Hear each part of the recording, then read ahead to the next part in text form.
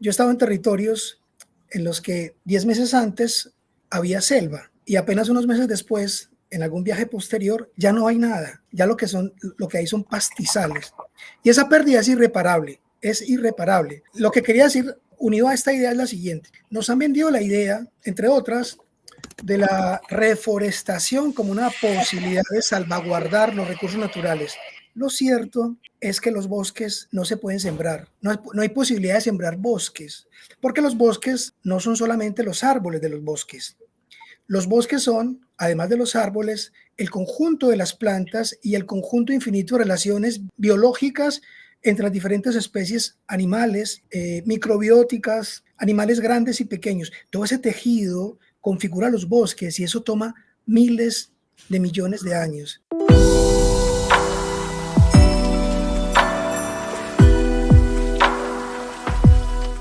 Hola, bienvenidos a Somos Historias, el programa de Casa Macondo en el que nos encontramos a hablar de eso, de historias de la casa, de edición, de periodismo y de este oficio que tanto nos apasiona. Hoy me acompañan Christopher Tibel, José Alejandro Castaño y Santiago Wills, y con ellos quiero conversar sobre una hermosa, pero también podríamos decir trágica coincidencia que tuvimos en Casa Macondo recientemente. Ocurrió, como lo explicó Christopher en la newsletter, que aprovecho para invitarlos a suscribirse si quieren recibir este boletín de Casa Macondo todos los domingos en su correo. Christopher escribió que esta coincidencia, que rara vez ocurre en un medio desde que no sea algo programado como un tema que se haya elegido, sino que pasó que dos de nuestros escritores y periodistas, que son José Alejandro y Santiago, escribieron sobre la Amazonía. Y trajeron dos textos que son diferentes, cada uno, pero nos llevan a un mismo punto, y es esta reflexión tan importante sobre lo que está pasando, no solo en la Amazonía, sino lo que le está pasando a nuestro planeta. Y como parte del grupo de editores de Casa Macondo, a mí me tocó mucho lo que pasó con estos dos textos, porque recientemente hice un viaje a la Macarena, a la Serranía, y estuve todo el tiempo recordando lo que caminé en este viaje en la medida en que iba leyendo los textos de José y de Santiago, porque yo creo que muchas veces, no solamente desde el punto en el que como seres humanos nos pusimos en una cúspide de la naturaleza, en la que creímos entender que el mundo estaba hecho para nosotros y para nuestro servicio, también tenemos una falsa idea de que esto no se va a terminar, de que esto va a continuar o de que nosotros vamos a permanecer. Y yo creo que, como en la canción de Charly García, nos estamos aproximando a esa banda sonora, porque ahora los dinosaurios somos los seres humanos y nosotros también vamos a desaparecer. Y pensaba mucho en el lado B de la música, como que a veces creemos que este planeta tiene un lado B, que vamos a voltear el disco, que vamos a voltear el cassette, pues estoy hablando como de otras épocas de otros métodos de escuchar música, pero que vamos a tener esa oportunidad de darle la vuelta a esto, y lo que nos está presentando el panorama actual es que o lo hacemos ya o no lo hacemos. Pero a mí lo que me preocupa es que si lo hacemos ya, yo lo vengo escuchando desde mi infancia y tengo bastantes años, y entonces entiendo que no estamos, que ese ya realmente es como que nos pasara de largo, y como que no nos damos cuenta de que eso que hay que hacer lo tenemos que hacer realmente ya. O sea, hemos seguido siendo sociedades que han crecido de espaldas a sus aguas, de espaldas a sus ríos, a sus quebradas, a sus fuentes de agua, de espaldas a lo que respira. No hemos entendido la identidad del árbol, la identidad del ser más minúsculo, porque hemos estado pensando solamente en perspectiva de nosotros. Entonces, tuvimos dos historias esa semana, que salieron el domingo, y quisimos que fuera así. Con Christopher lo conversamos porque dijimos, bueno, esta coincidencia la tenemos que aprovechar. Y fueron los textos de José Alejandro, que se llama La Amazonía está sembrada de tiempo y se está agotando, y el de Santiago, La Amazonía ha muerto, que viva la Amazonía. El texto de Santiago es opinión, y él decía que su texto raro, pero no es un texto raro. A mí me pareció un texto profundamente sensible y doloroso, y me encantó encontrar esa parte en Santiago que pues quizás no la conocía. Sé de su pasión y de su afinidad y de su empeño frente a los temas de naturaleza, y como periodista que cubre y que le interesa la naturaleza, pero ese desgarro que sentí en su escritura, en este texto, me emocionó y me llegó muy hondo. Y en el de José Alejandro tiene una conversación con un abuelo sabio, con Leonardo Muñoz Bautista, de la comunidad Jirijirí, y lo que este abuelo le cuenta a José Alejandro es quizás ese método, esa metodología que tendríamos que empezar a implementar desde esa sabiduría indígena frente a nuestro relacionamiento con la naturaleza. Y creo que me extendí mucho en esta introducción, pero no quería dejar de contarles lo que me pasó con los textos de ambos.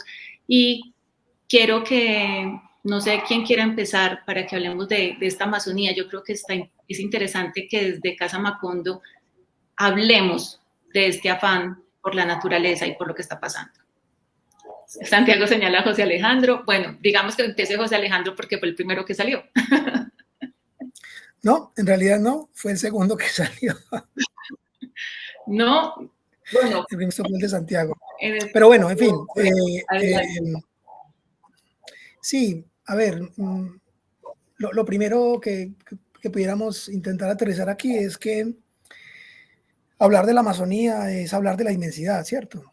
Y es muy complejo, me parece a mí, intentar la idea de esa inmensidad, intentar concretarla. Eso me parece quizá lo más difícil. Entre otras cosas, porque nosotros ya tenemos prefiguradas unas ideas alrededor de la Amazonía y damos por sentado y damos por hecho ciertas cosas sobre la Amazonía. Yo creo que cualquier persona, incluso muy despistada sobre el tema, te puede decir que los bosques amazónicos se están quemando y que estamos acabando con el planeta y que las personas deberíamos ser más conscientes en nuestras maneras de relacionarnos con la naturaleza. Quizás no en estas palabras, pero cualquier persona en general parece proclive a una sensación de solidaridad con la naturaleza. Vencer esa barrera de lo ya dicho, de lo ya expresado, de lo ya conocido, de lo que ya comprendemos, es lo más complejo. Y en el texto de Wills, justamente lo que hace él es, mediante una ráfaga de datos, algunos, yo diría que todos, pero algunos pues muy, muy lacerantes, tratar de arañar, rasguñar, romper, ¿no? esa aparente conciencia que tenemos de bulto sobre la Amazonía. Y yo si me permiten aquí hacer un poco el cambio de tercio, yo sí quisiera preguntarle a Wills, yo tengo la sensación de que todas esas cifras que vos nos compartiste en ese texto, Santiago, y eso me parece muy valioso, quizás lo más valioso de todo, es que no son cifras que vos hayas navegado por internet y copiado y pegado en tu texto. Me parece claro que son cifras que pudiéramos decir cifras vividas, ¿no? O cifras padecidas, en la medida en que vos has sido un caminante de esos territorios, y entonces son cifras contrastadas. La pregunta que yo me hacía al comienzo, que es una pregunta recurrente en mi trabajo, es cómo descifrar las cifras, es decir, cómo darles un sentido, cómo entenderlas. Hablarnos de esas cifras, Santi, hilar ese montón de cifras y ese montón de datos. ¿Cuál es tu relación con esos datos? ¿Cuál es tu relación con esas cifras? ¿Cuál es tu relación con ese montón de especies que nombras? Yo me siento muy identificado en eso que hiciste. Sí, pues creo que la pregunta pues también ha estado por este lado, y es sí, cómo hacer que las cifras signifiquen algo, ¿no? Creo que ha sido como uno de los grandes errores como del periodismo, sobre todo el periodismo ambiental, Estamos muy acostumbrados como a ese tema, por ejemplo, cuando se maneja la deforestación de compararlo con canchas de fútbol o con ciudades, etcétera, y que ese es el problema que pues aquí, o sea, y estamos comparando cosas que no sabemos dimensionar con otras cosas que no sabemos dimensionar. O sea, no estamos produciendo ningún efecto en el lector. Entonces acá lo que yo estaba buscando era, bueno, eh, empezar a pensar, bueno, cómo lograr que estas cifras muestren algo y al mismo tiempo siendo muy consciente de que por más esfuerzo que haga, no, no significan mucho.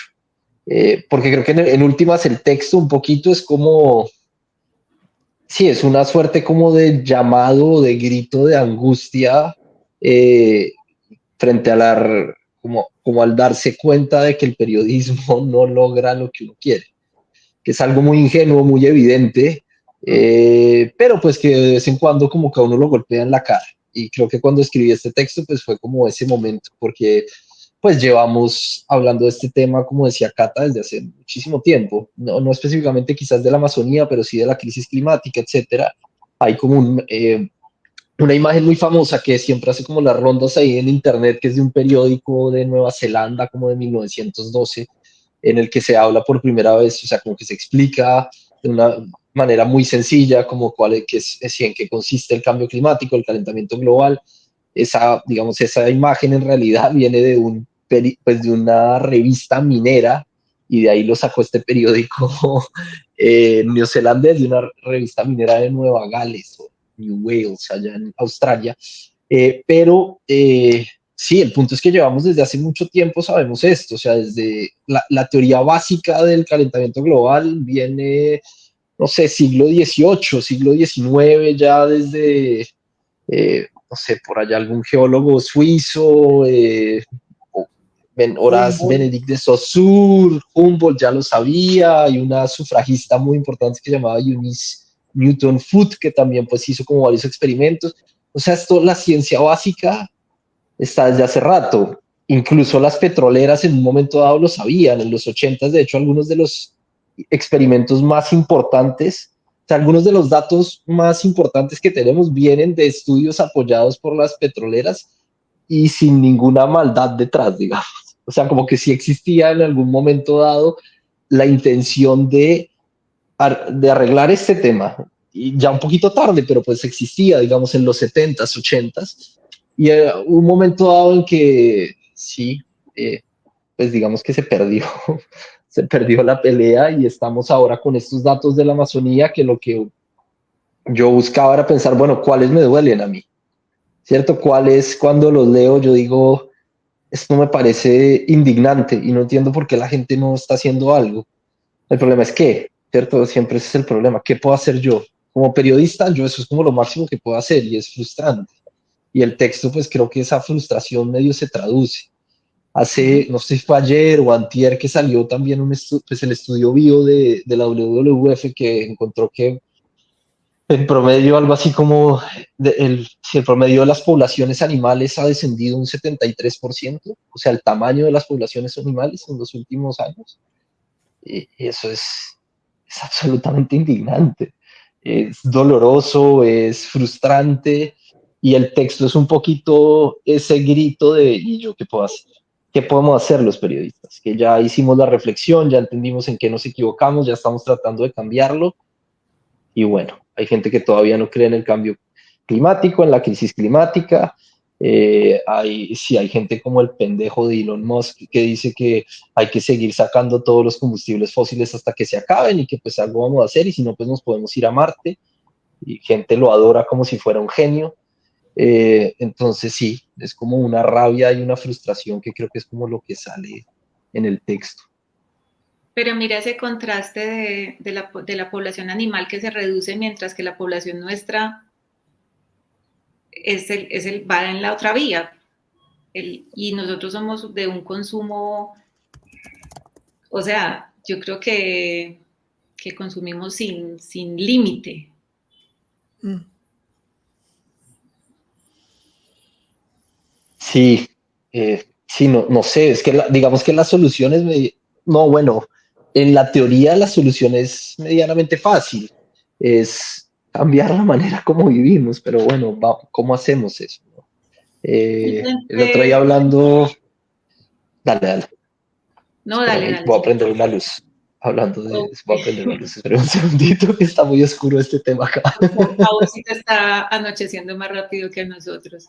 El último que se va a oscurecer acá es José Alejandro, como si esto fuera una, una película del fin del mundo y se va apagando la luz, pero no, aquí es solamente una cuestión horaria. Pero hay algo que yo quería preguntarles a los tres y es sobre esto del consumo, sobre las especies, cómo vamos pasando por acá. Puede ocurrir simplemente pensar, aunque no quiere decir que lo comparta ni que crea que esa sea la solución, pero entender a la Tierra como un organismo que irá girando, seguirá eternamente girando sobre su eje y alrededor del Sol mientras no lo apaguemos y pasaremos de acá y a lo que les decía al principio con los dinosaurios, o sea, seremos los próximos dinosaurios y vendrán otras especies o, o si vale la pena frente, porque también a veces uno dice, ¿qué hago yo? Santiago dice, desde el periodismo estoy haciendo y uno también hace en su casa muchas cosas y creo que lo hablábamos en un Somos Historias anterior y es que mientras uno hace un poquito, el porcentaje más bajo de los humanos está ocasionando el verdadero daño sobre el planeta. Sí, a ver, yo siento que el debate está lleno de ideología y es una pena. La gente defiende a personajes como este que mencionaba Wills, a quien la gente cataloga de genio de nuestros días. Y hay como una tendencia de derechas que abomina los planteamientos de reivindicación social de la izquierda y entiende que cuando se habla de limitar los usos industriales de los recursos naturales, pues es una apuesta de la izquierda y que eso hay que combatirlo porque de base ese planteamiento ideológico es execrable y en eso estamos. Por otro lado, me parece que hemos también en este debate o en esta pretensión de reflexión, la gente está muy, bueno, el tema está muy influenciado por el cine, por la cinematografía, por los muñequitos que vuelan y van y tienen superpoderes y hacen ese tipo de tonterías. De alguna forma, me parece a mí, hay una dimensión en lo más interno del ser humano que parece que termina por creer que algo así es posible. Fíjate, suele decirse, cada tanto eso aparece en redes sociales, y, ¿no? del descubrimiento de un posible planeta habitable. Y yo creo que en la cabeza, en la psiquis humana, algo de nosotros parece dar por sentado el hecho de que eso va a ser posible, es decir, que eventualmente nos vamos a poder mudar a otro planeta. Y que es más o menos cuestión de tiempo cuando personajes como Mox hablan, parecen dar cuenta de unas posibilidades tecnológicas que son delimitadas y que están al alcance de la mano. Lo cierto, y esto habría que, creo yo, para ahondar en una postura más reflexiva, más cercana al principio de realidad, habría que decir esta obviedad. Es una tremenda obviedad, pero parece que la gente no quiere escucharla. No tenemos más que este planeta. No tenemos ninguna posibilidad de irnos de él. No hay ninguna posibilidad de irnos de él.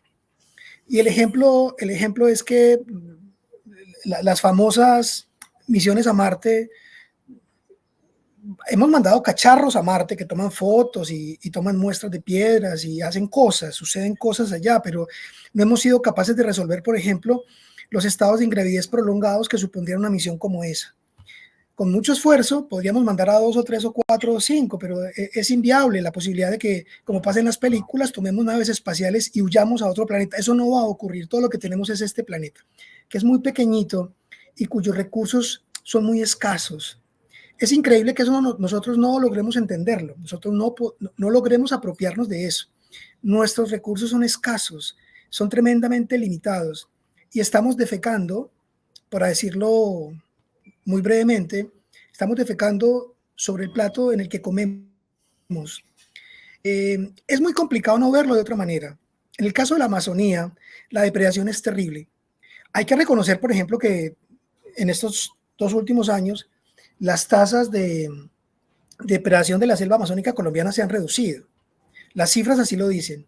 Sin embargo, seguimos talando en cantidades terribles. Entonces, yo he estado en territorios en los que 10 meses antes había selva y apenas unos meses después, en algún viaje posterior, ya no hay nada. Ya lo que hay son pastizales. Y esa pérdida es irreparable, es irreparable. Lo que quería decir, unido a esta idea, es la siguiente. Nos han vendido la idea, entre otras, de la reforestación como una posibilidad de salvaguardar los recursos naturales. Lo cierto es que los bosques no se pueden sembrar. No hay posibilidad de sembrar bosques, porque los bosques no son solamente los árboles de los bosques. Los bosques son, además de los árboles, el conjunto de las plantas y el conjunto infinito de relaciones biológicas entre las diferentes especies animales, microbióticas, animales grandes y pequeños. Todo ese tejido configura los bosques y eso toma miles de millones de años. Entonces, no es que se arrase la selva y luego se vayan a sembrar árboles. Uno puede, por ejemplo, como hacen en algunos lugares, amamantar animales del río. En este caso, por ejemplo, pienso en los manatíes. Uno puede amamantar manatíes y luego liberarlos en el río. Pero ese manatí, criado en un ambiente controlado, desconoce cosas que los seres humanos no podemos enseñarle. Asuntos sobre el conocimiento de las plantas, la forma en que se relaciona con los pares, la forma en que ciertas cosas deberían producirle temor, los cambios en las corrientes del agua, los periodos de gestación, los periodos de apareamiento, las maneras de apareamiento, todo eso. Hay una carga instintiva, pero hay una que tiene que ser enseñada por una mamá manatí, por un papá manatí, por un conjunto de familia manatí. Entonces, no es que nosotros podamos tener albergues donde reproduzcamos animalitos y luego los soltemos a la naturaleza. Los bosques no se pueden plantar así nomás. Y talarlos impone un drama que es terrible porque es irrecuperable. Pero además había algo que mencionaba José en su texto sobre la tala, no solamente por lo que nos acaba de contar, y es que los árboles albergan el CO2 en su interior, y es el CO2, ¿cierto? Sí. Y al talarlos se libera, o sea, es como esa doble tragedia que ni siquiera reconocíamos. Pero te quería preguntar antes de darle paso, Christopher, lo que dices de sembrar bosques, por ejemplo, algo como lo que ha hecho Sebastián Salgado, el fotógrafo, ¿no suma? A ver, siempre es mejor sembrar que talar. Siempre es mejor recuperar animales, llevarlos a un albergue, alimentarlos, tratar de que no mueran y luego liberarlos, por supuesto. Eso siempre es mejor, pero es verdad que hay zonas boscosas en las que uno puede ir sembrando especies e ir propiciando otra vez la recuperación de esas cadenas biológicas entre especies. Eso, por supuesto, se puede hacer. Pero esa idea de que arrasamos y luego sembramos, eso es de una ingenuidad tremenda. Yo quería repetir eso que tú acabas de decir, Cata, porque la gente parece no saberlo. Los árboles, con la energía lumínica del sol, producen glucosa. Pero para producir glucosa, que básicamente es la madera, ellos se surten, se alimentan de luz, de agua, pero de dióxido de carbono. Y eso es lo que hace que la madera se produzca. Entonces, los árboles son reservorios de dióxido de carbono, que es uno de los gases de efecto invernadero más importantes. Cuando uno arrasa, además de eliminar todas las redes biológicas que hay ahí, lo que ya dijimos que es irrecuperable, ese dióxido de carbono se libera a la superficie. Lo que estaba ahí retenido sale a la superficie. Es decir, es una doble agresión no sé si da doble, eso debe ser triple o yo qué sé por cuánto multiplicarlo. Es una barbaridad, es una completa idiotez. Y es otra vez, y perdón que reitere esa figura tan desagradable, pero es como defecar en el plato en el que estamos comiendo. Es lo que estamos haciendo.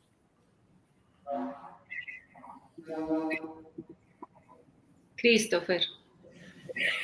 Hola, no, yo simplemente quería sumar que justo hace poco Bill Gates estuvo en una controversia porque en una entrevista dijo que para él no tenía mucho sentido la estrategia de sembrar árboles y la gente le cayó encima de manera bastante agresiva en redes sociales y después pues José y Santi sabrán más del tema, pero un poco lo que entendí es que incluso sembrando 1 trillón de árboles, 2 trillones de árboles, lo que compensarían, lo que ayudarían digamos, aplazar los efectos del cambio climático en una era de producción pues, industrial en la que vivimos, con todo el CO2 que se está liberando y el calentamiento, sería mínimo, que digamos que ahí no hay una opción realmente viable.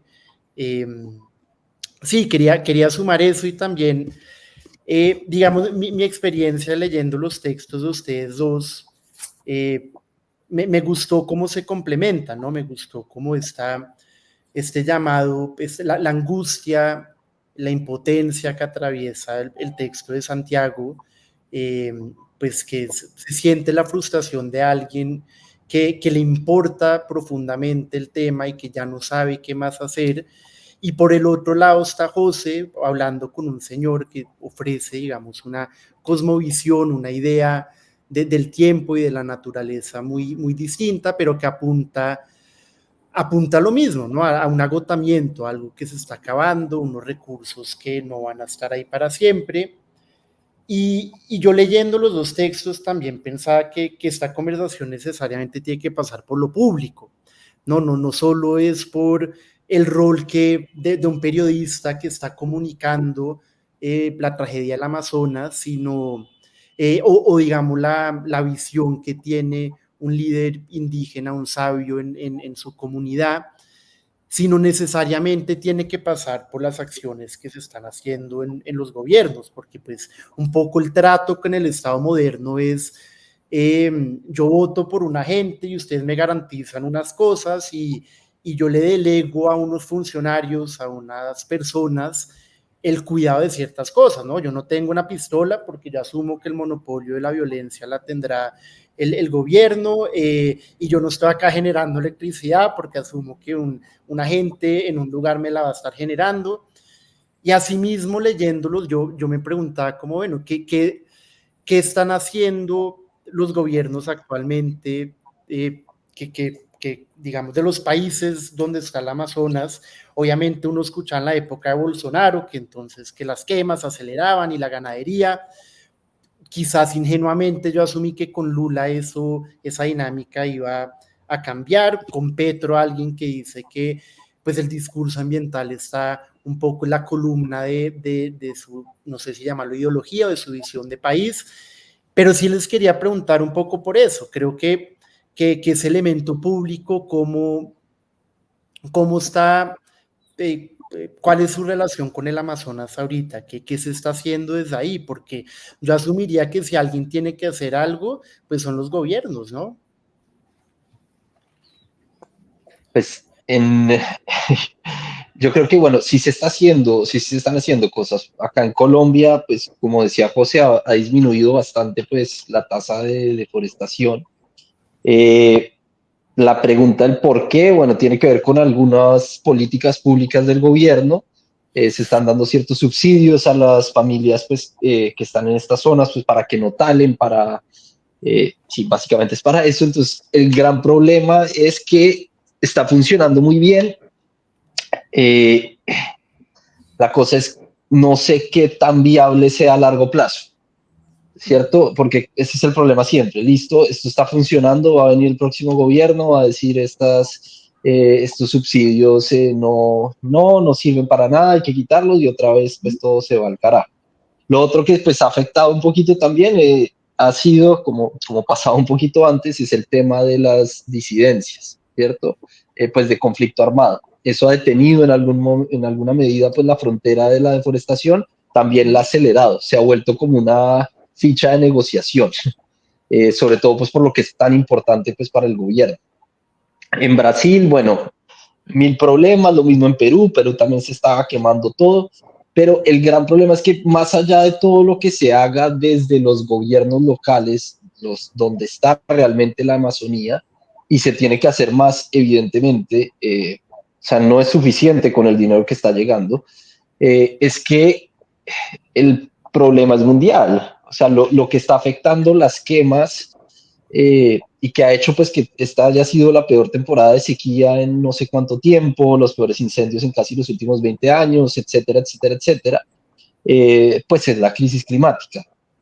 Y ahí el lío es que, bueno, no necesitamos solo, ya es bien difícil poner de acuerdo a un gobierno, ahora hay que poner de acuerdo a 170 y pico, 180 y pico.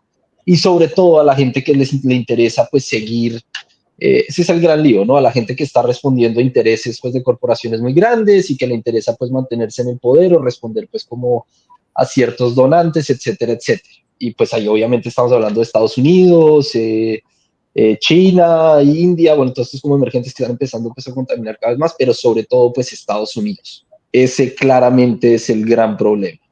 Y ahí es que uno dice, bueno, un poco el futuro del mundo sí gira lo que viene en la elección ahorita en noviembre. Sí, cuando la gente pregunta, bueno, ¿y a uno por qué le debería interesar? Es porque sí, vuelve a llegar Trump y el tema climático otra vez se va a ir para atrás y esto implica cada vez pues, lo que estamos viendo ahorita, ¿no? Lo que acabó de pasar con Milton, una tormenta inmensa que afortunadamente pues no terminó de siendo pues lo grave que se esperaba, pero pues que alcanzó a tener un tamaño inmenso y que igual pues ha tenido unos destrozos gigantescos, igual que Ellen. O sea, el costo de eso es inmenso. Sí, yo tengo un tío abuelo, me enteré ayer, que perdió la casa en Ellen y pues la perdió porque es que ya no están asegurando. Las aseguradoras no aseguran las casas en estas zonas, pues porque no es rentable. No lo van a hacer. Incluso en San Andrés, en Colombia, ya no se están asegurando las casas. ¿Por qué? Pues porque las aseguradoras saben que no, eso no tiene ningún sentido. Lo que se esperaba, yo alguna vez hablando con un científico pues, que investiga todo el tema de la crisis climática, lo que él decía era mi esperanza, y yo la veo cada vez más lejana, son las aseguradoras. Él decía yo, o sea, la esperanza es que este tipo de grupos empiecen a demandar a los otros, que haya un choque de trenes, digamos, entre algunos de los grandes jugadores de la economía mundial. Entonces, que las aseguradoras, por ejemplo, demandaran a las petroleras, que se hiciera tan costoso sacar petróleo y gas por las demandas de clase, pues así estas demandas colectivas, tipo las que hubo contra el cigarrillo, que ya la gente dijera como esto no es rentable, tenemos que hacer la transición a las energías limpias. Porque lo que está claro es que las personas no lo hacen voluntariamente, no lo han hecho. Y lo que digo, esto se sabe desde hace mucho, es que no es nuevo, no es ciencia nueva. Los pendejos que no la entienden, esos, ni sé qué hacer con eso. Yo no sé uno qué hace con esa gente. ¿Cómo le habla a uno a alguien que dice que no cree en la crisis climática? Porque no es de creer, este no es un tema de creer, es de entender. ¿Cómo le hablo yo a alguien que me dice 2 más 2 es 5? No sé cómo comunicarme con esa persona. Pero los otros, los que lo dicen, que esos son los peores, los que dicen 2 más 2 es 5, cuando saben perfectamente que es mentira. Y obviamente ahí entra una gama de políticos gigantesca, quizás la mayoría. Pendejos en mexicano, para que quede más elevada la categoría de pendejo. Quiero aprovechar lo que estabas diciendo para recomendarles, por eso que hablabas de los seguros, porque en este libro lo mencionan, pero además es todo el tema del aumento del agua y cómo se están borrando las costas, es el libro Elevándose de Elizabeth Roche, y creo que es de estos, o sea, es porque estamos llenos de alertas, o sea, es que hemos vivido rodeados de alertas, pero yo lo que les decía al principio es, o sea, yo tengo 43 años y es algo que estoy escuchando desde que era niña. Y los esfuerzos individuales son muy importantes, pero es que es claro que esto tiene que ser un interés político y del poder, pero de esos 170 y punta que mencionaba Santiago, están untados hasta el cuello de sus intereses con quienes no les importa y que seguramente son los 5 o 10 que se van a poder montar en la nave que los va a llevar a ese posible planeta donde sí, porque ni ninguno de nosotros 4, ni la gente que va a estar viendo este programa va a tener cupo, o sea, pueden encontrar agua. Pero es que además, un poquito perdóname. Más allá, y allá no vamos a llegar nosotros, o sea, tendrán que pasar cientos de años para que una tecnología como esa realmente sea viable. Lo otro es Hollywood, lo otro son películas, lo otro son historias infantiles, pero hay algo importante que quisiera mencionar además. Yo creo que esto tiene que pasar, por supuesto, por el poder y estas agendas. A ver, la riqueza de los países más ricos pasa por la depredación de los recursos ambientales y buena parte de esos recursos ambientales los tenemos nosotros. Y nuestros legisladores legislan a favor de esa lógica depredadora. Hay quienes siguen arguyendo la razón de que el mercado sea quien restrinja, él en sí mismo pueda restringir sus maneras y que las grandes empresas sean ellas mismas quienes limiten sin presencia del Estado, sin arbitrio del Estado, de los recursos del Estado ni de la sociedad, sean ellas las que digan hasta acá deforesto, hasta acá depredo. Eso no ha pasado ni va a pasar. La frontera agrícola en Colombia no ha hecho más que extenderse, no ha hecho más que crecer. A los ganaderos les molesta mucho que uno les recuerde esto, pero el 90% del bosque seco de la costa Caribe, el sistema del bosque seco, que es un bosque muy importante, es un bosque además muy rico, muy diverso, la inmensa mayoría de ese bosque seco, entiendo que en porcentajes tan altos como el 90%, desaparecieron en las planicies de la costa Caribe por culpa de los ganaderos. La ganadería se lo comió literalmente esos bosques. Hoy quedan pequeños lugares, muy pequeñitos, y se ha intentado que los ganaderos entiendan que ese último pedacito de bosque por ahí, en una quebrada, en una fracción, permitan que permanezca para que sea un paso que vincule, que sea un tránsito para algunas especies, por ejemplo, de monos titíes, y se está intentando repoblar algunas zonas, pero eso es bastante pequeño, bastante efímero. Es necesario la presencia de un Estado que diga hasta acá, pero ese Estado no puede actuar si no hay presencia de la sociedad. Yo hago una reflexión que me parece terrible. Miren, acá donde yo vivo, el cielo llega a enrojecerse. Se enrojece por los incendios forestales. Aquí hay una zona de bosques, nada que ver con la Amazonía, pero en fin, son bosques, y el cielo llega en las noches a enrojecerse. El aire huele a humo. En las noches, en la época del verano, acabamos de terminar el verano, ahora estamos entrando al otoño, el aire huele a humo. Y lo que es desconcertante, lo que me parece muy significativo, es que el común de la gente no asocia ese color rojizo por culpa de los incendios forestales y ese olor a quemado, a madera chamuscada, no lo vincula con sus maneras del consumo, con sus prácticas de consumo. No es capaz de vincular una cosa con la otra. Y yo creo que ahí está en parte el problema. Nosotros seguimos creyendo que no tenemos nada que poner sobre la mesa, no tenemos nada que hacer para intentar frenar esto. Y quiero retomar el texto, mi conversación con este hombre, porque él decía que la Amazonas, la naturaleza, es la mamá y que nosotros deberíamos comportarnos alguna vez como hijos presentes, como hijos que aman a su madre y que la protegen y que están dispuestos a gestos con su madre. Entonces, en el texto él pone un ejemplo que me parece a mí muy significativo. Recordarás que lo conversamos en el proceso de edición, lo hablé también con Christopher.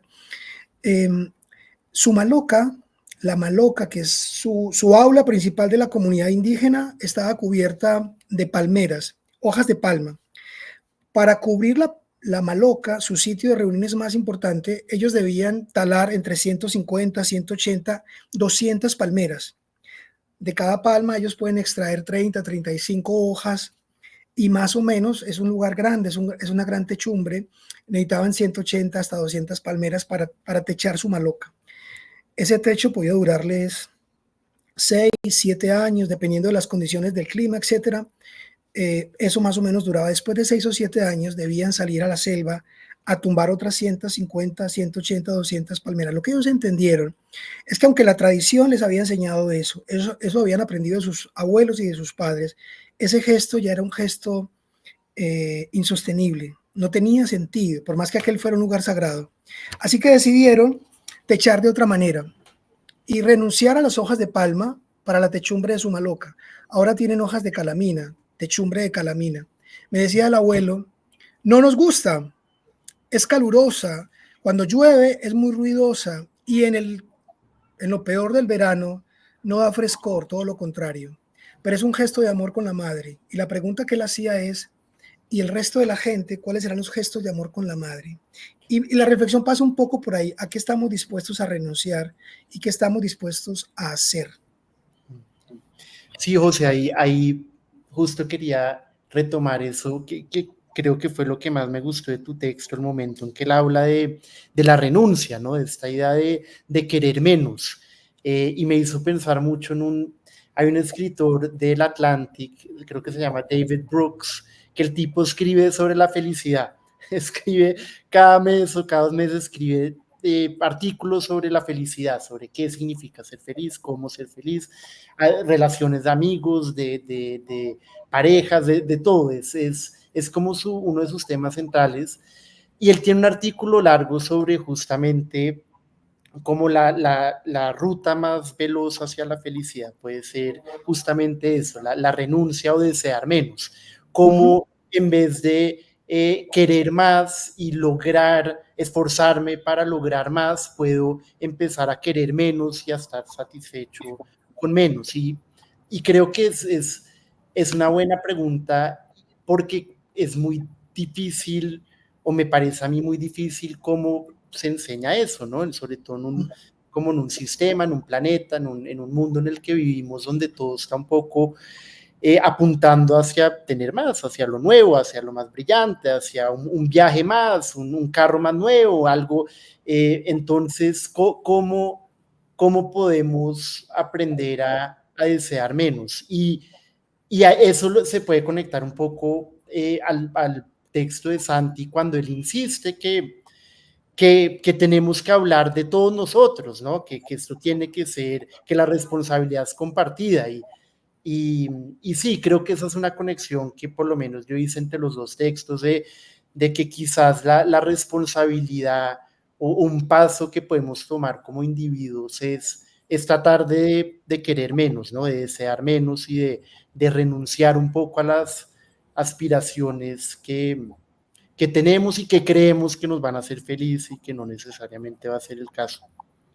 Y mira que en ese caso del techo que cuenta el abuelo sabio Leonardo Muñoz Bautista, pues siempre llega otra vez la Iglesia Católica a nuestras conversaciones, pero cuánto se ha insistido con los ramos del Domingo de Ramos. Y es lo mismo, mira que el abuelo lo dice, era una tradición, era nuestra forma. Incluso pues en el caso de ellos tenía una función pues sí, de clima, porque les hacía sentir más frescor, pero renuncian a esto. Y en el Domingo de Ramos, o sea, vuelvo a lo mismo, desde niña están diciendo que no usen los ramos de palma para ese día y siguen, y son montones, porque es que pensemos en la población católica en el mundo marchando un Domingo de Ramos y es como...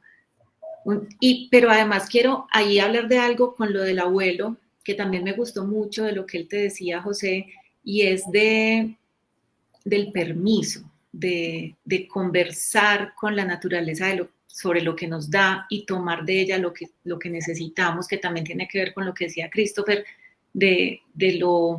no del acumular ni de tener más, sobre todo de tener más para mostrarle al otro cuánto más tengo, porque acá, si bien hablábamos de voluntades poderosas y políticas, yo creo que la voluntad individual y de comunidad puede llegar a sumar, no a la velocidad que quisiéramos ni que se debiera frente a esto, pero el asunto que comunidades decidan cómo consumir, incluso su alimentación, porque se hablaba mucho del vegetarianismo y de esto vamos a conversar muy pronto, ya en pocos minutos también, pero quizás no sea el hecho de renunciar al consumo de carnes o de proteínas animales, sino de cómo hago un consumo responsable y no esta industria acelerada y descarnada por el consumo, y que es que no es una idea de alimentación, sino más bien de riqueza, porque es que lo que está detrás de las productoras de alimentos no es la alimentación humana, sino no habría tanta gente con hambre, sino que es la riqueza de unos pocos. Sí, Wills tenía alguna vez que estábamos hablando sobre jaguares en algún espacio de Casa Macondo al principio, él se mostraba bastante escéptico con el gesto de la gente que deja de comer carne, como un gesto que en realidad era más bien como inútil. Yo quisiera que Will volviera un poco sobre ese asunto, ya que tú lo mencionas, Cata. ¿Cuál es la postura de Will respecto de eso? Sí, no, pues no digo que sea inútil, es que, o sea, yo siento que los gestos individuales en última resultan un poco inútiles. Yo soy muy pesimista frente a todo esto, entonces ojalá todo el mundo siga con sus gestos individuales y no me hagan mucho caso. Pero, ¿qué es el problema? Que la responsabilidad es de todos, como pues eso señala un poquito en el texto, pero realmente no es de todos. Creo que si fuera de todos, si le preguntáramos, o sea, hiciéramos una encuesta mundial preguntándole a cada ser humano qué deberíamos hacer, todos estarían de acuerdo en hay que reducir, bueno, no todos evidentemente, pero digo, la mayoría, eso quiero creer, estaría de acuerdo en hay que solucionar la crisis climática reduciendo el consumo de esta manera. Creo que cada ser humano individual llegaría a ese tipo de conclusiones, o la mayoría. Pero pues no funciona así. Las decisiones grandes están en los tomadores de decisiones, en los políticos, los empresarios que controlan pues las partes importantes del mercado, etcétera, etcétera. Creo que el ejemplo más claro de esto es con el reciclaje, ¿cierto? Creo que la semana pasada fue que California demandó, ya no me acuerdo, creo que fue a Exxon o a otra de las grandes petroleras por haber hecho como una publicidad engañosa acerca de lo que se podía y no se podía reciclar. Y esto se conecta con el hecho de que fueron las petroleras las que empezaron a darle la vuelta al tema del reciclaje para que la gente siguiera consumiendo plásticos. Ellos lo que hicieron en una jugada maestra, entre comillas, fue pasar la responsabilidad de el gobierno y de las corporaciones mismas, que ellas debían ser las que debían regularse, sabían que lo que estaban haciendo estos, pues que el plástico no se iba a degradar, que era muy difícil de reciclar y pues que deberían dejar de producirlo simplemente pues porque esto ambientalmente era terrible.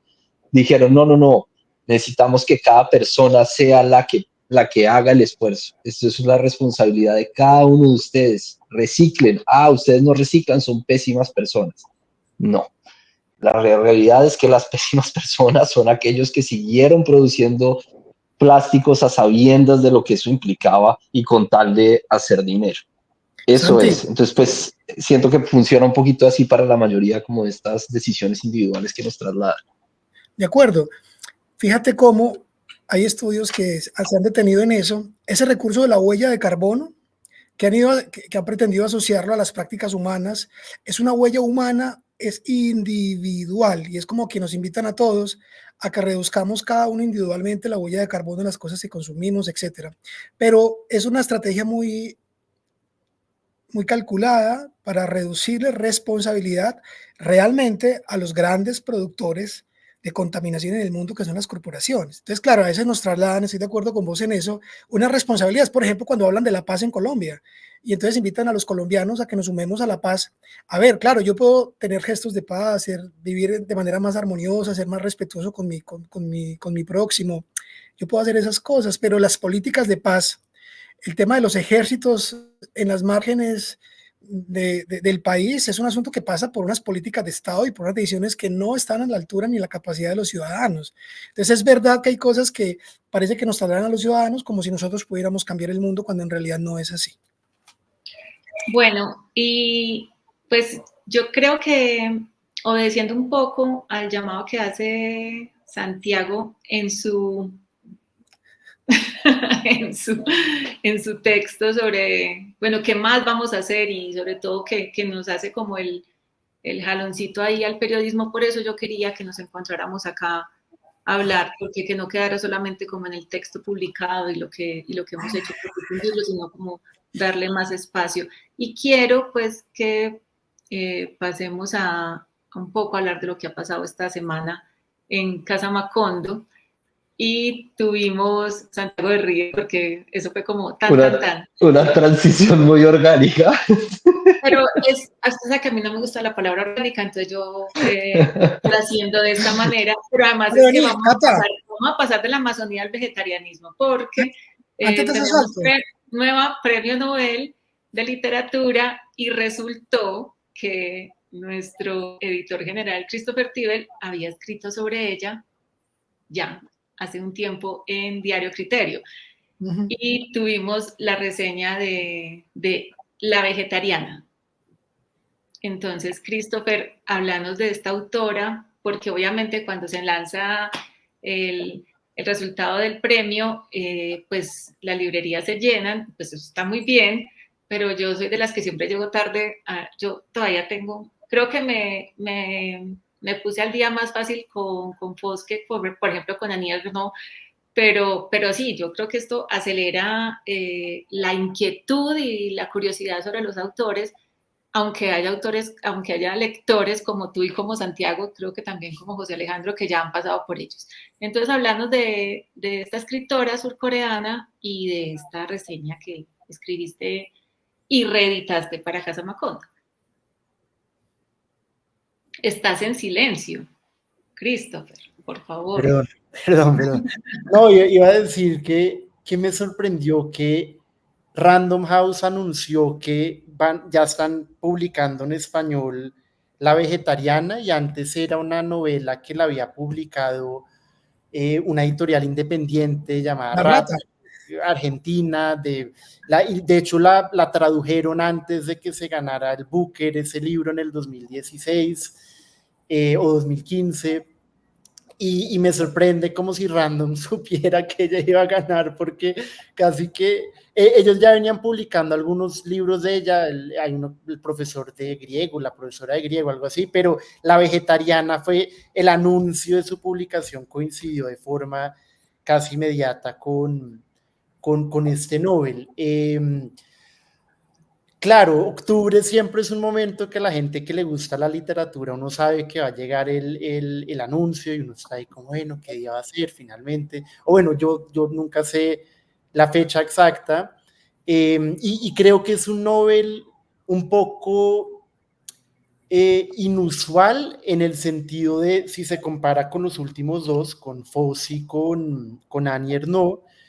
Yo siento que en esos casos, sin haber leído a Fosse antes de que ganara el Nobel, pero sí habiendo leído a Ernaux, pero después de ya leer a Fosse más adelante, era casi como un premio que se le da a una trayectoria muy larga, ¿no? A escritores que llevan 4 o 5 décadas haciendo literatura, y Annie Ernaux en los años 80 ya era una figura muy importante en Francia. John Fosse, uno no sabe estas cosas, pero era uno de los autores de teatro más populares de Europa durante décadas. Pues obviamente en Noruega venía publicando desde también comienzos de los años 80, y pues en los años 80 la nueva Nobel tenía 10 años, ¿no? Ella nació en 1970, es muy joven, tiene 53 años ahorita, y creo que hay que seguir leyendo su obra. Yo leí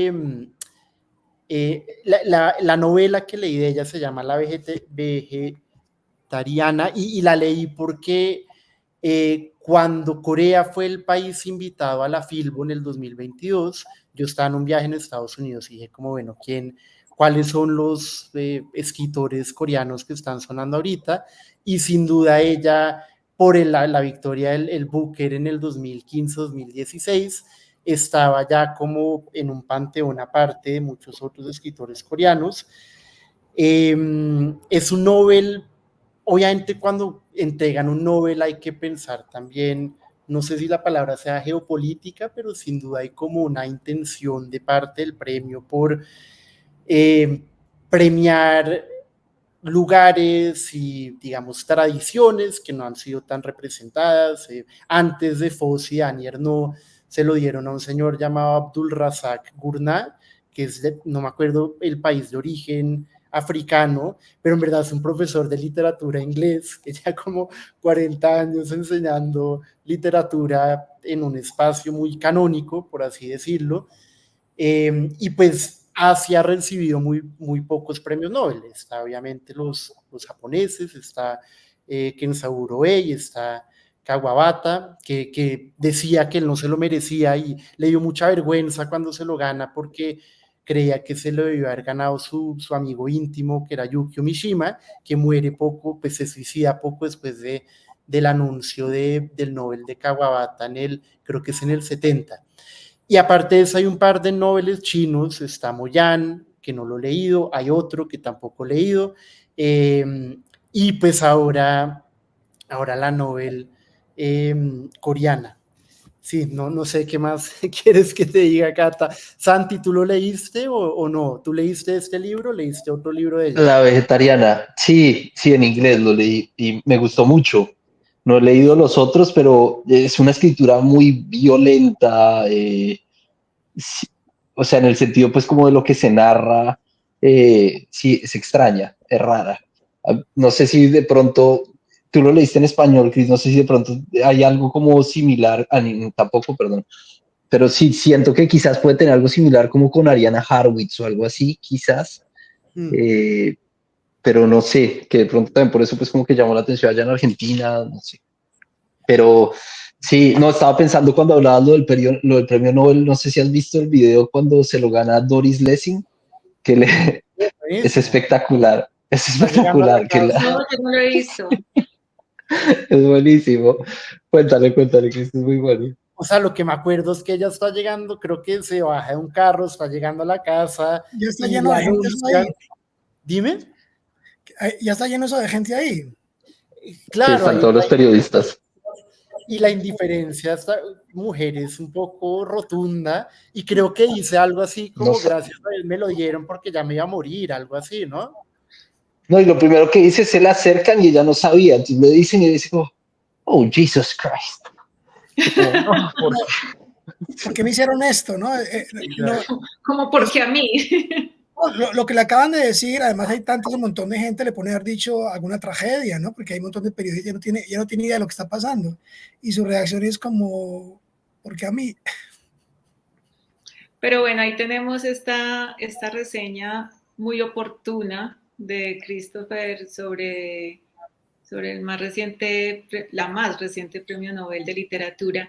Y pues ya siempre esto genera pues todas las conversaciones y las opiniones de que si estaba en edad de merecer o con la suficiente obra o por los estilos, y lo que dice Christopher también tiene mucha validez, obviamente, que es los temas políticos. O sea, veníamos de hablar de política en temas ambientales, y también en esto de la literatura hay, pues, que también es como qué temáticas tienen los autores, o sea, desde las mismas controversias que generó el premio a Bob Dylan hasta por cada autor que se pasa, y pues un año más en que no se lo entregan a Fernando Vallejo, pero ahí seguirán candidatizados, pero seguiremos haciendo cola a ver si llegamos a tener el segundo premio Nobel.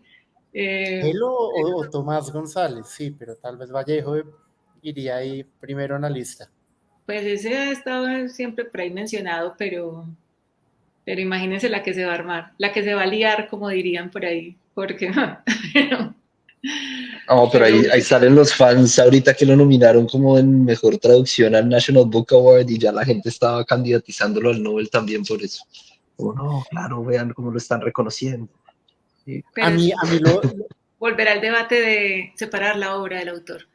Y yo sí no, él es muy bueno, pero pues ese libro de Vallejo, El Desbarrancadero, se merece todo.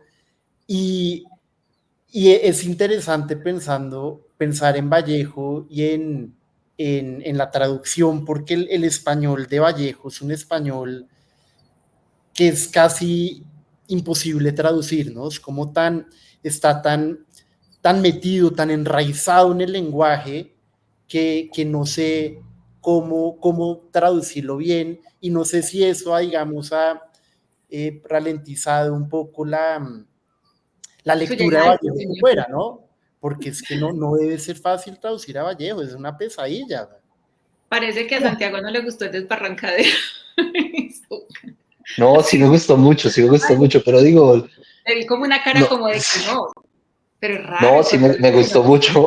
No, digo que me parece muy bueno, pero no sé si diría que es como candidato al Nobel. Pero otra vez, bueno, el Nobel yo no sé uno por qué lo enaltece tanto, dado pues algunos de los ganadores que tiene y de los perdedores que tuvo, pero pues sí, igual lo seguimos enalteciendo. Entonces, sí, Fernando Vallejo, candidato al Nobel siempre. Bueno, y esto se nos, como siempre, se alarga, pero no quiero dejarlos ir. No sé si Santiago de pronto se tiene que ir, pues si te tienes que ir, dale. Y nosotros nos quedamos acá porque vamos a hablar de la columna de José Alejandro. Muchas gracias por habernos acompañado. Ve, sé que tienes un compromiso, pero Chao, Santi. para seguir ya hacia la parte final de este Somos Historias, quiero hablar de una nueva llegada del Chao, Santiago. Chao.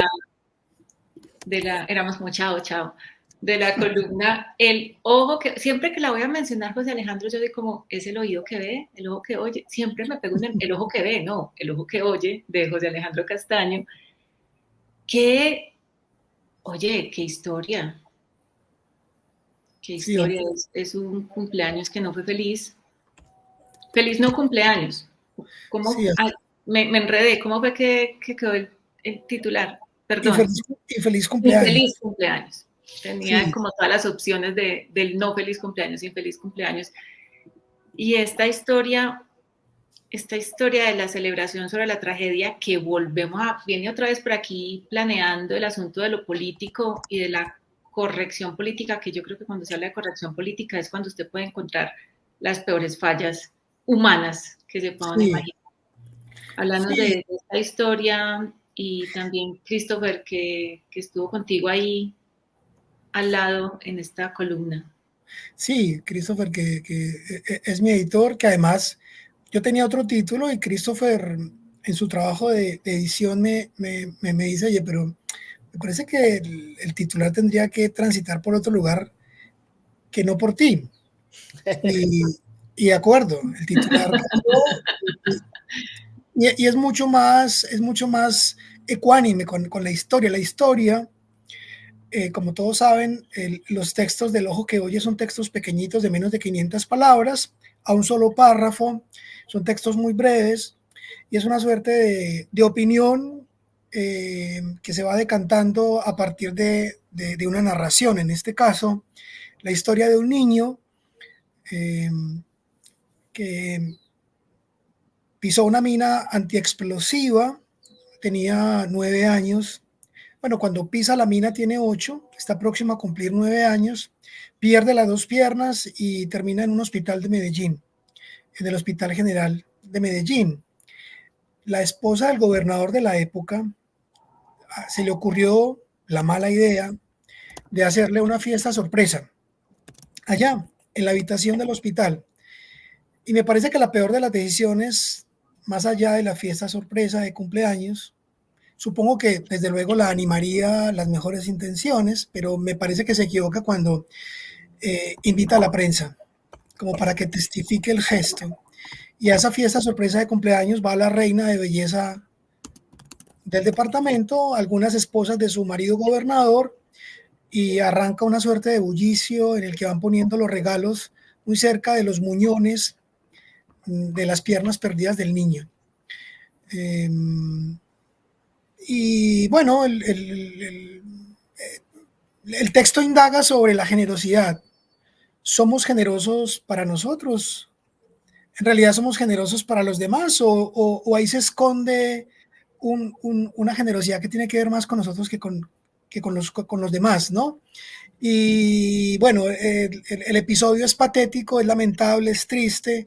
Yo escribí la reseña de lo que allí viví, de lo que allí escuché, y eso le molestó mucho a la esposa del gobernador, que me llamó muy furibunda al día siguiente cuando la nota salió publicada en el periódico El Colombiano, y me calificó de amarillista, de periodicucho, de ejercer una suerte de periodicucho. Ahí Cata nos gusta contar estas intimidades de la escritura. Cata me hacía caer en cuenta, oye, pero si te dijo periodicucho, en realidad debe haber dicho periodistucho, ¿verdad, Cata? En fin, la señora está muy molesta porque dice que yo no tengo corazón, que como no fui capaz de ver el gesto noble de ella. Bueno, yo lo que hice a un niño al que le entregan unos regalos, podrán leer todo eso en la muy breve nota, y le entregan un televisor. Ese televisor lo mandaba el esposo de la señora, el gobernador de Antioquia. Y ella conecta el televisor y lo enciende a control remoto como si fuera un gesto de magia, y el niño entonces, que había permanecido callado, dice: en mi casa no hay luz. Y la pregunta sobre ese texto es, lo conversa también con Chris, cómo a veces no se corresponden las necesidades con los gestos de auxilio, con los gestos de amparo, de ayuda, ¿no? Ofrecemos cosas que la gente no necesita. A este niño no lo había podido visitar su papá y sus hermanos, que estaban en el pueblo porque no tenían plata para los pasajes. Ese probablemente era el mejor de los gestos, el mejor de los regalos el día de su cumpleaños, y no ese televisor inútil. Así que bueno, esta columna muy breve que se llama Infeliz Cumpleaños, la acabamos de publicar en Casa Macondo y es la nueva entrega de El Ojo que Oye. Mira, José, que me hiciste acordar, hablando pues que esta historia ocurre en Antioquia, y había una canción muy emblemática de cuando éramos niños, que era Soñando con el abuelo, de Fausto. Y en esa canción él mencionaba eso de no hay que dar de lo que sobra, sino lo que está faltando. Porque muchas veces el gesto del regalo parte de quien lo da pensando en lo que quiere recibir y no en lo que realmente requiere a quien se lo está dando o qué felicidad le va a dar al otro. O cómo a veces los regalos surgen pensando en cómo quisiéramos ver al otro y no el otro cómo quisiera verse. Y creo que eso, si lo quisiéramos conectar, no sé si forzadamente con lo que hemos venido hablando sobre la naturaleza, es como qué gesto de regalos hacia la naturaleza pretendemos estarle dando nosotros desde el individualismo humano, y cuando qué es lo que realmente requiere la naturaleza de nosotros. Quizás la naturaleza, le estamos dando un televisor y la naturaleza no tiene dónde conectarlo. Y mira, Cata, que a mí de ese texto también me gusta que es un texto sobre la desconexión, ¿no? Como dos cables que intentas juntar y como que no, porque el drama se hubiera evitado en la medida si esta señora le pregunta al niño usted qué quiere, ¿no? Como si hay una ausencia pues de la facultad de realmente escuchar al otro y de asumir, como tú bien dices, de llegar con una expectativa de que lo que ella le va a entregar va a satisfacer las necesidades del niño, pero pues no son las necesidades del niño, son lo que ella se imagina que son las necesidades del niño, ¿no? Y entonces hay un choque de expectativas en la nota que me gusta. Está la expectativa de esta mujer que tiene la expectativa de ser aplaudida, de ser que la gente diga, wow, qué bondadosa, qué corazón. Está la expectativa del periodista que quizás se imagina algo más solemne, algo más, digamos, sencillo, algo más... pues de acuerdo con la tragedia que acaba de vivir el niño, y me imagino que está la expectativa del niño, que nunca la conocemos porque no se la preguntan. Entonces ahí eso alimenta la tensión de ese pequeño texto y como que ahí se cifra. A mí me gustó mucho. Sí, a mí también. Sin duda, siempre le dejo esos comentarios a José Alejandro cuando termino ya la última lectura de sus textos. Bueno, creo que en este no te lo dije, no sé si lo echaste en falta, pero sí. No sé si es porque, a diferencia del anterior, que fue el de Coches Fúnebres, con este sentí un hondo pesar que yo creo que me dejó como que queda uno en una suerte de desesperanza muy, muy extraña. Pues mis queridos, muchas gracias por haberse animado a estar hoy hablando de la Amazonía. Son temas que pueden ser duros pero necesarios, y por comentar con nuestra audiencia las historias que estamos publicando con rigor, con juicio y sin afán en Casa Macondo. Recuerden que si les gusta el periodismo que hacemos en Casa Macondo, si quieren apoyar este proyecto periodístico, pueden entrar a nuestras redes sociales o en nuestro portal encontrarán el enlace para apoyarnos en nuestra Baki, pero el mayor apoyo es estar acá, escuchándonos, leyéndonos, compartiendo nuestras publicaciones con la gente que conocen, con sus demás seguidores. Y pues Christopher, José Alejandro, pues a Santiago que estuvo también, muchas gracias. A ustedes, muchas gracias por haber hecho parte de este Somos Historias. Gracias, nos vemos. Gracias, Nos vemos. chao. Gracias, chao. Chao.